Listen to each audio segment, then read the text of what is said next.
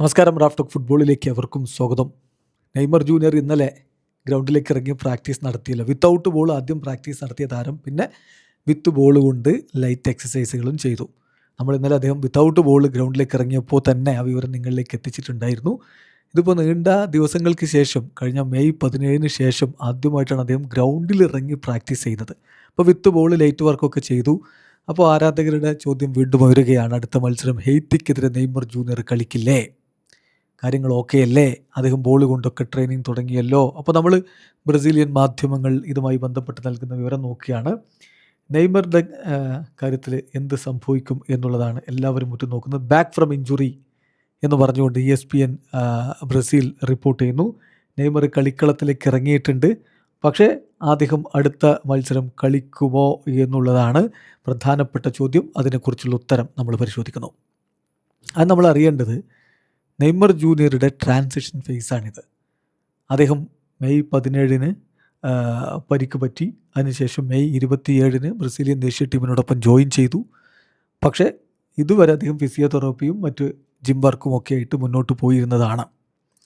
ഇപ്പോഴിതാ അദ്ദേഹം ഗ്രൗണ്ടിലേക്ക് ഇറങ്ങി തുടക്കത്തിലുള്ള എക്സസൈസുകൾ, ലൈറ്റ് എക്സസൈസുകൾ ചെയ്തു. പിന്നെ ബോൾ കൊണ്ടുള്ള ചെറിയ ലൈറ്റ് വർക്കുകൾ മാത്രമാണ് ചെയ്തിരിക്കുന്നത്. അപ്പോൾ അതായത് നമ്മൾ മനസ്സിലാക്കണം, his presence on the field this Tuesday is another step in his treatment.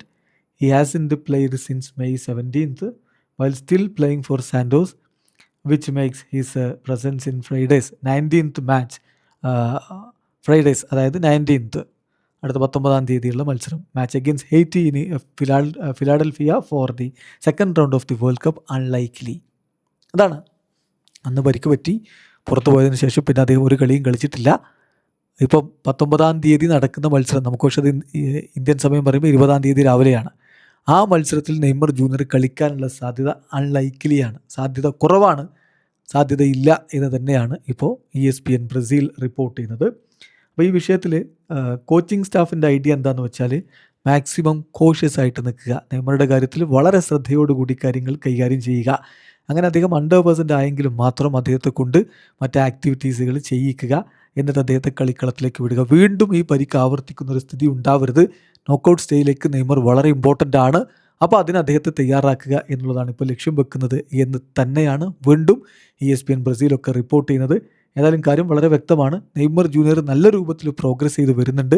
അദ്ദേഹം ആദ്യം വിത്തൗട്ട് ബൂട്ട്, അദ്ദേഹം സ്നീക്കേഴ്സ് മാത്രം ധരിച്ചുകൊണ്ട് ചില റണ്ണിങ് എക്സസൈസുകളും മറ്റുമൊക്കെ ചെയ്തു.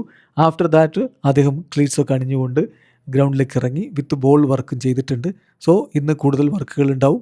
അങ്ങനെ ഗ്രാജ്വലി അദ്ദേഹം പൂർണ്ണ ഫിറ്റ്നസ്സിലേക്ക് എത്തും. പക്ഷേ ഹെയ്ത്തിക്കെതിരെ കളിക്കാനുള്ള സാധ്യത ഇപ്പോഴും കുറവാണ്. വീഡിയോ അവസാനിക്കുന്ന ഫുട്ബോൾ ലോകത്തെ കൂടുതൽ വിശേഷങ്ങളുമായി റഫ്ലക്സ് എഴുതാം.